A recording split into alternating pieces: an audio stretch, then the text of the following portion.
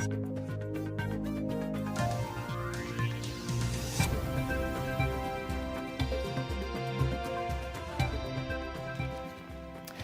afternoon and welcome to NTV at One. My name is Dan Mwangi. We're glad that you could join us for the most appropriate update in town. Now we'll begin by just mentioning that today CS for Health, that is Mutahi Kagwe, is in the county of Kericho, where he has already paid a courtesy visit to the governor's office and has been touring the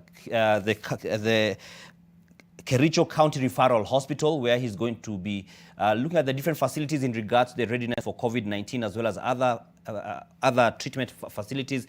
Then he is going to be having the usual update of the coronavirus pandemic situation in the country. And as always, we shall be giving you that presser live, and we shall be having some of the questions you'd like to know about. So in case there are questions you'd like the CS to be asked, please share on our Twitter handles at NTV Kenya or on our Facebook page, and we shall do our best to ensure that we get him to respond to those questions. Now let's move on. And now Kenya party leader, that is Martha Karua, says President Uhuru Kenyatta's administration has failed to sustain or improve the livelihoods of Kenyans during the coronavirus pandemic. Addressing the media at NARC Kenya headquarters in the capital, the former Justice Minister further wants Health Cabinet Secretary Mutahi Kagwe to take action on the Mafia House cartels, or Afya House, that continue to thrive using COVID-19 irregular tenders, or else he should step aside. Majority of Kenyans cannot afford to be alive. We are aware that to date, the government has received billions from external partners, reallocated and appropriated billions from the last budget, including through supplementary budgets, allocated more billions in the current budget, and received billions from individual well-wishers and private businesses and entities in Kenya. It is reasonable to expect a more robust, transparent, and humane response by the government. But that has not been the case. Instead, the pandemic seems to have opened floodgates for abuse of public finance, unreasonable flouting of procurement laws, and abuse of supplementary budget for purposes that are not consistent with public interest. Supporters of Deputy President William Ruto in the Coast region are said to be plotting a new political outfit that will be used in the 2022 general election. Former Senator Hassan Omar and Nyali MP Mohamed Ali, who endorsed the DP's presidential ambition, maintain that they will be driving his agenda in what they term as bringing change in leadership. Kevin Mutai with the details. As the country prepares to go to the polls in the next 2 years, the battle for the highest office in the land seems to be gaining momentum as politicians strategize on their preferred presidential candidates. Nyali legislator Mohamed Ali and former Mombasa Senator Hassan Omar say that they will come up with a new political party in the Coast region ahead of the 2022 general elections. Kitakuwa ni chama cha kuzungumza na vyama vingine ambavyo vitatuheshimu. Sisi hatuwezi shabikia chama ya watu fulani kila siku na haitusaidii. Hii BBI ni succession politics. Ati tunataka Kenya ijumlishwe. Tunataka Wakenya wote wawe katika keki. Wakenya katika katiba ya sasa ya 2010 wamo ndani ya keki. President lazima tutafute ushirikiano. Tuwe na mtu fulani, na mimi si katika vipimo vangu. Hakuna stronger movement than the Hustler Nation katika nchi sahihi. The duo alluded that the new political vehicle will be used in grassroots mobilization of members, as it also seeks to build up a strong support base for the DP in the Coast region. They now join COTU Secretary General Francis Atwoli and Jubilee Party Deputy Chairman David Murathe in mobilizing the masses. Atwoli and Murathe have endorsed Raila Odinga for presidency. Also, the Independence Party KANU will be fielding Baringo Senator Gideon Moi as the party's flag bearer in the coming presidential election. We must look for a new charter politically. We have made mistakes in the past. We must correct hizo mistakes, ama vizazi vetu vitakuja kutuangalia na jito la majuto. So, tuhajaambiwa hati hii ni ngome ya ODM. Ndio tunasema prepare for the battle for the heart and the soul of Mombasa like no other. Hii hatuwezi kulose. The former senator also argued that the new political movement will be addressing issues affecting the coastal region, such as the SGR, which they claim has been beneficial to a few individuals. This is not over. If it is not going to favor the coastal people, it is not over. We shall use all the means possible to make sure that our rights remain with us. Tutawafuata mmoja mmoja mpaka murejeshe kila nguvu. We will sue you in your individual capacity. We will sue the estate which benefited from those kind of contracts. Police officers were deployed to ensure there was fidelity to COVID-19 safety guidelines during the meeting. Kevin Mutai, NTV, Mombasa. All right, now to the revenue debate, and the Youth in Action and the Kenya Young Parliamentarians Association are launching the National Meaningful Youth Engagement Framework in Nairobi. And currently speaking is the Senator for Nairobi and also the Chairman of the Kenya Young Parliamentarians Association, Johnson Sakaja. And this is likely to be about the revenue debate. Let's listen in. This framework.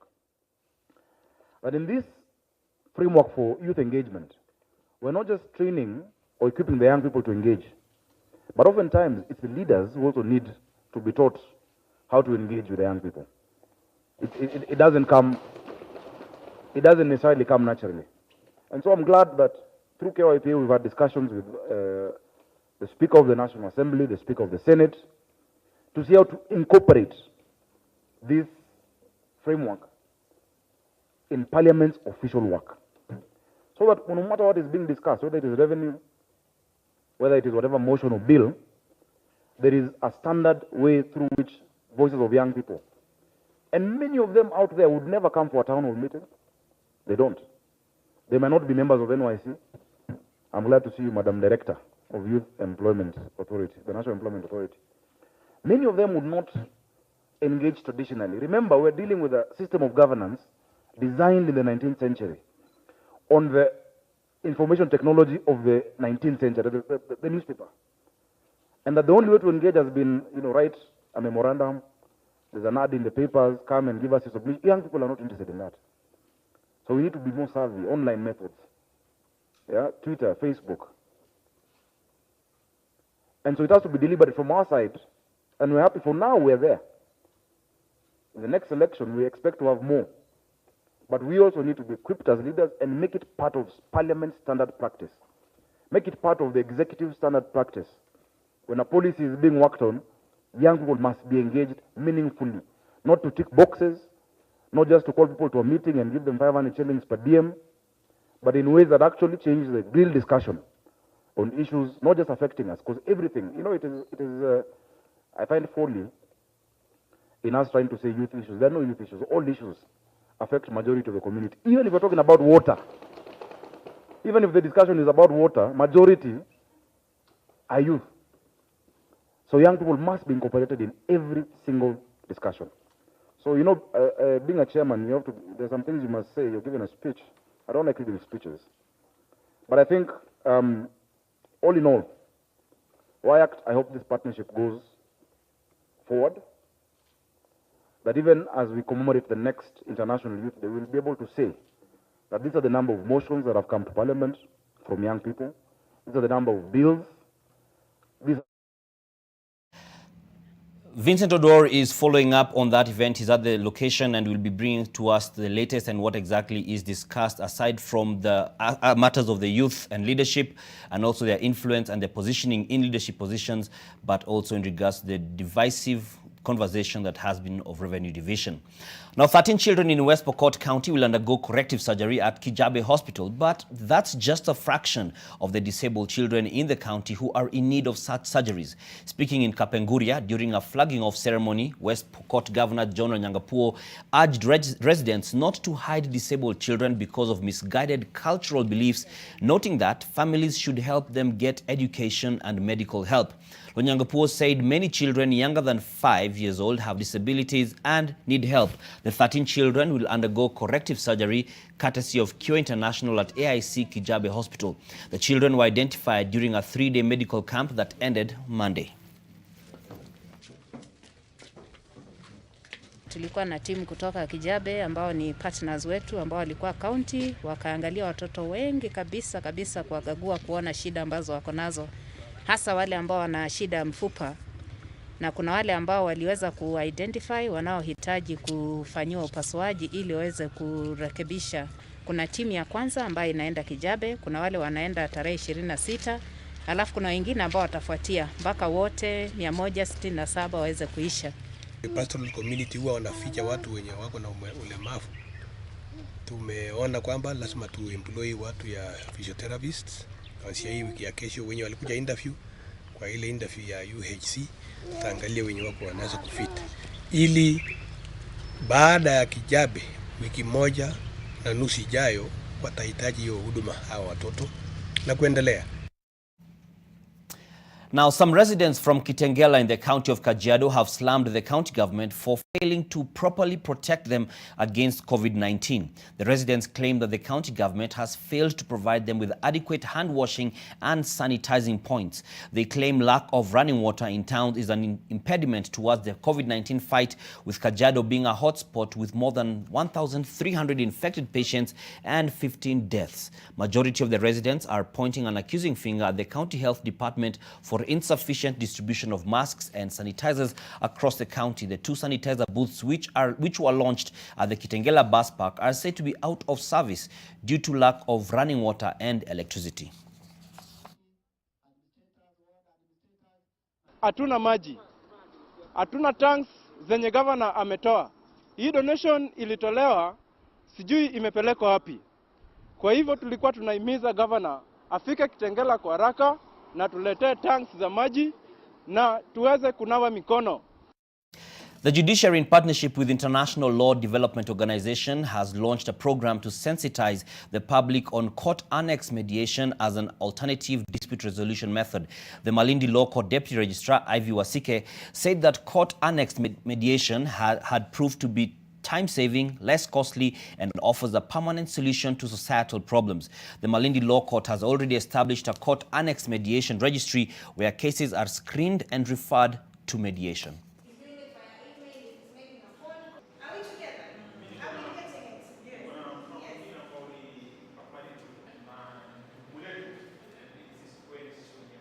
Mediation definitely is cost-effective. It saves time, it's efficient, and is a lasting solution because they will not appeal against the decision.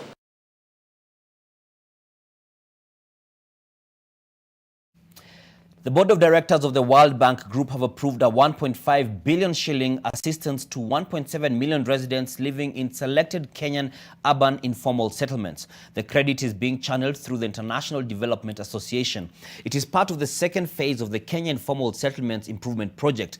Among the things the funding will help achieve is the provision of title deeds for enhanced security and community engagement to assess and address risks, including those posed by the impact of COVID-19. The project will also involve the upgrade of infrastructure to provide better services, for roads, drainage, clean water, sanitation, and street lighting.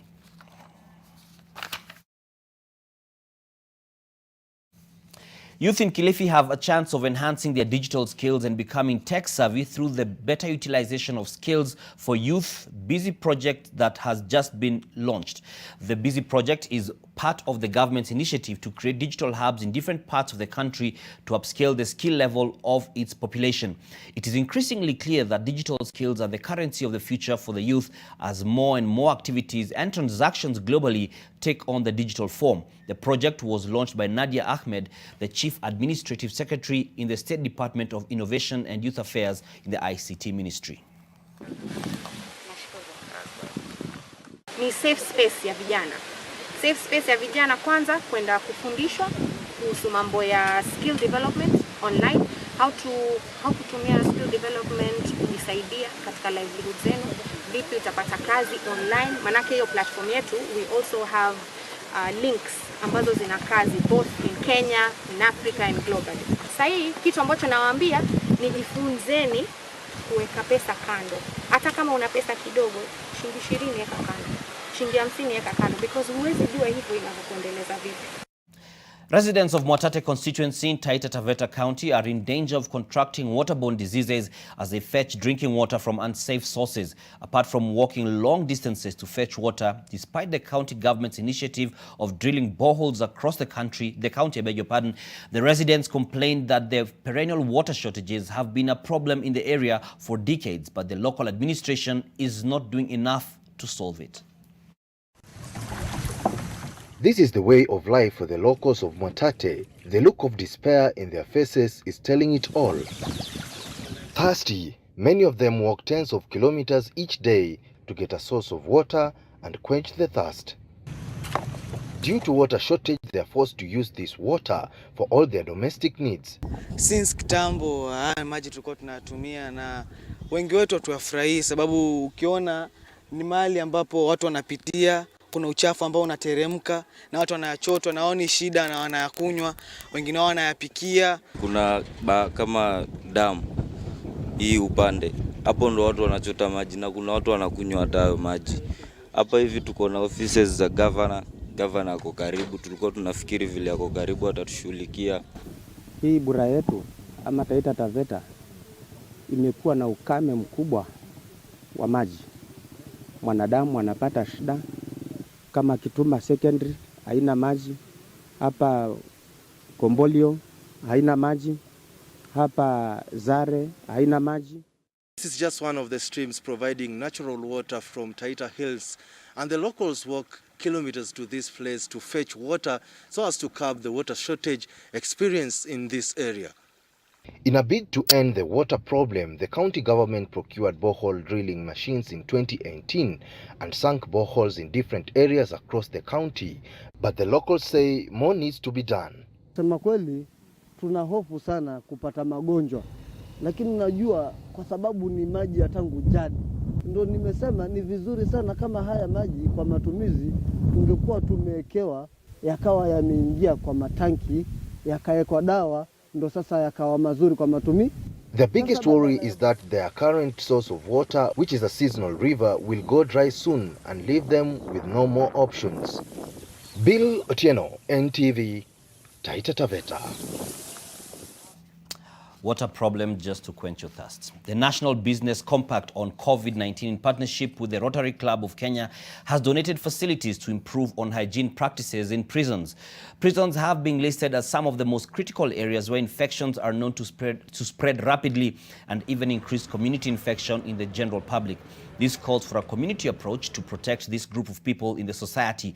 The donation will help the over 6,171 inmates in Nairobi and its environs to enable them to exercise high level of hygiene that would go a long way in reducing infection. The donation was accompanied by health education to inmates on how COVID-19 is spread and training of prison staff on COVID-19 prevention. 10,000 liters of potable water, hand washing stations, soap and sanitizers. That's what has just left. That's going into the community that is surrounding the Nestle factory, going to the prisons, going to the informal settlements around this area, all as part of the work that we're doing against the scourge of COVID-19.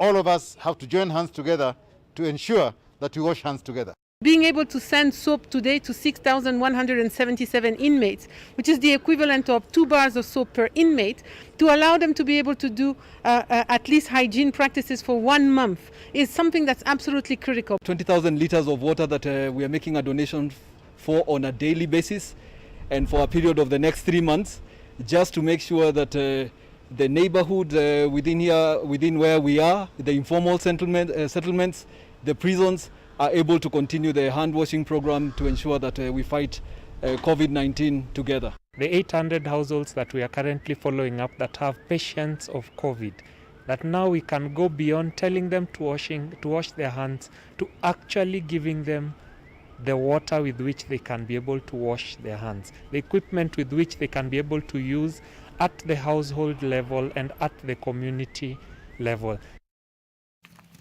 Now let's move to a different kind of maji, as it is loosely called. A number of former leaders in Kirinyaga County have embarked on formation of alcoholic anonymous groups to prevent rehabilitated youth from relapsing after treatment. Alcohol and drug abuse in Kirinyaga has been cited as a growing problem. The leaders have launched several Alcoholic Anonymous AA groups in several parts of the county where most of the youth are struggling with alcoholism and drug abuse. They say they have partnered with churches and various rehabilitation centers where the rehabilitated youth will be engaged in income-generating activities. We want and we are interested with our children to regaining their sobriety, maintaining their sobriety, and ensuring that we reclaim back our children. Speaking at Kiamwenje ACK Church after launching the Alcoholic Anonymous groups in the area, Rose Wachira, lead councillor, said that there is need for joint efforts from all sectors to save youths who have been struggling with alcoholism, drugs and substance abuse across the county. Wachira added that the number of affected youth is on the rise, especially during this COVID-19 pandemic, and the most affected are between 16 and 24 years. The Alcoholic Anonymous group makes sure that no one is left alone after discharge from the rehabilitation center. It gives an opportunity for a discharged person from the rehab to have that moral support, to have an identity, and a group whereby relapse to drugs is curtailed, is stopped. It was further revealed that many of the youth have been experiencing relapse after going through intensive rehabilitation, and that is the reason they have formed the AAs to engage them through sporting activities.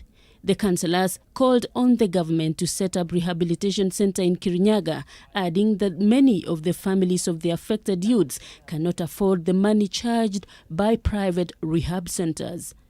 Judith Cherono, NTV. Before we take a short break, let's bring to you a teaser of what to expect tonight when we have our special feature, RIP Death Industry. And in the Nyanza and Western region of Kenya, death and flamboyance walk hand in hand like some sort of, contrasting twins. Oko Kusa looks at how the COVID-19 pandemic has affected this industry and why it is on its deathbed. Pompous processions, fanfare, grandeur, and feasting are some of the scenes witnessed during funeral ceremonies in Western Kenya. Mtu amekufa, umzike na sanduku ya shilingi 10, sanduku ya shilingi milioni 1, hiyo ni expense ya bure. All this splendor come at a price. Wakijua umekufa, wana make sure wamewacha hiyo boma ikiwa nothing. Join me, Oko Kusa, as I take an in-depth look at how COVID-19 has killed what was a thriving sector, but which on the flip side has impoverished thousands of families in the region. Like some say, dead and buried. We'll be having this story run tonight. It was meant to be running on Saturday, but because we had the CS Fred Matiang'i interview, the story died. No pun there. But we take a short break. Back with NTV at 1 in a bit.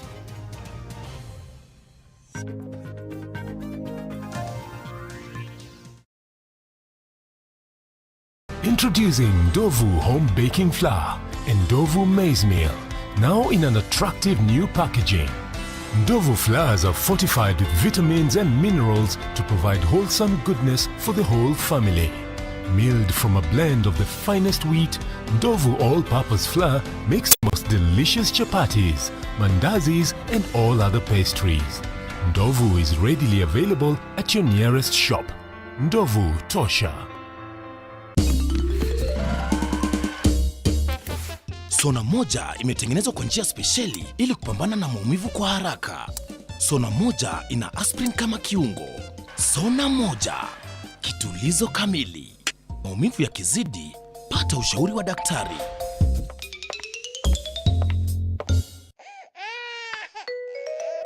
Rashes again? Kiss Kids diapers. Kiss Kids, no rashes.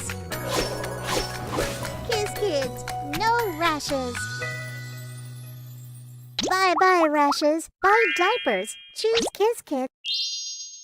In the vast green Kiambu County, surrounded by luscious coffee plantations, flowing natural rivers, and alluring dams sits the beautiful Zaria village, with every amenity desired for a home carefully considered. The village comprises of a perimeter wall, a kindergarten, a commercial center, and a clubhouse. There are 4 approved architectural house concepts, styled to accommodate your ideal dream home. Indulge your senses and relive your childhood desires, where you can be free, be bold, and be at home. Call us on 0729 121212, where you should dream it, own it, live it.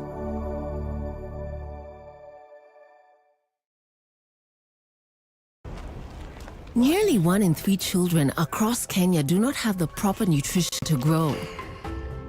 But when you buy a bar of Cadbury Dairy Milk chocolate, you can help change the story. That's because we will use part of the proceeds to donate milk to less fortunate children across our beautiful country.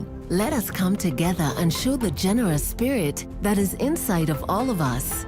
Cadbury Dairy Milk. There's a glass and a half in everyone.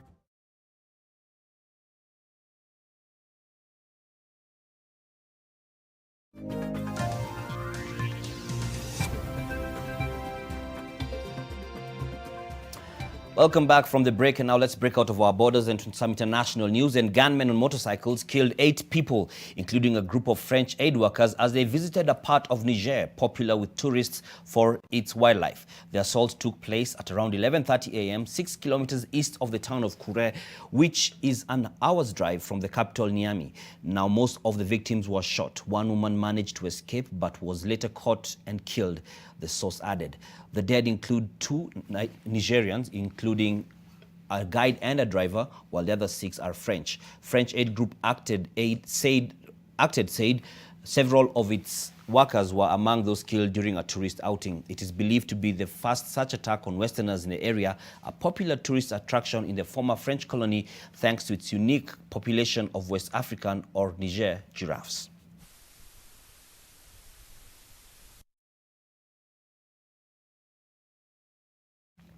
A protester was killed and dozens wounded when police in Belarus used stun grenades, rubber bullets and tear gas to disperse demonstrators disputing election results. Thousands of protesters took to the streets of the capital, Minsk, after the state exit poll showed Lukashenko winning just under 80% in Sunday's election, with the main challenger coming second with about 7%.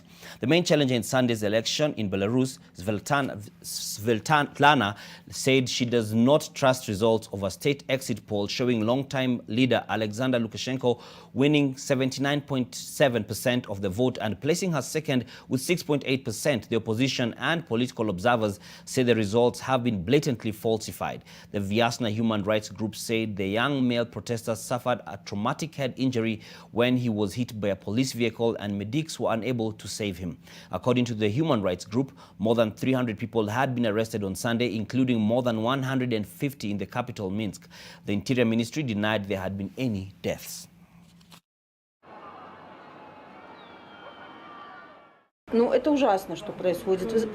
It's terrible what is happening. Today is a holiday.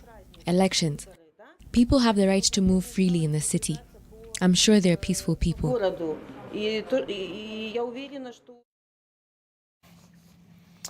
Let's now kick it on to sports, and Kana FC are the Zambian Super League champions with 4 Kenya national team players part of the winning team. Former Gor Mahia duo of Harun Shakava and Musa Mohammed, Duke Abuya and Duncan Otieno plied their trade for the record 13-time Zambian champions. Nkana and Rangers will represent Zambia in the CAF Champions League next season.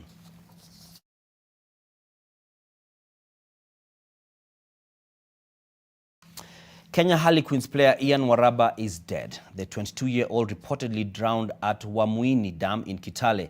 The rugby player was swimming in the company of friends when the incident happened. Waraba, who was making his way up the squad, had featured in the Eric Charlie Shield tournament. Barely a year and a half ago, another rugby player, Richard Sidindi of Impala Saracens, was reported to have drowned at the club's swimming pool.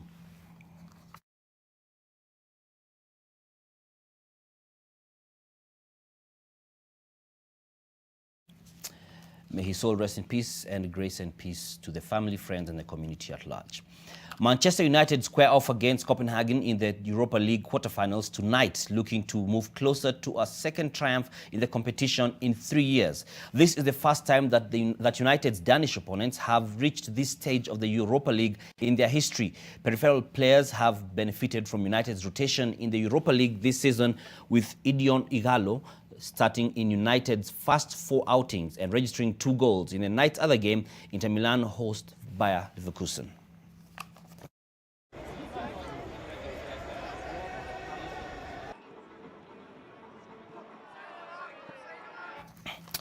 That's it for NTV at 1. We close with the story where we close with the word Bayern Leverkusen. Bayer. Bye. Have yourself a good trip.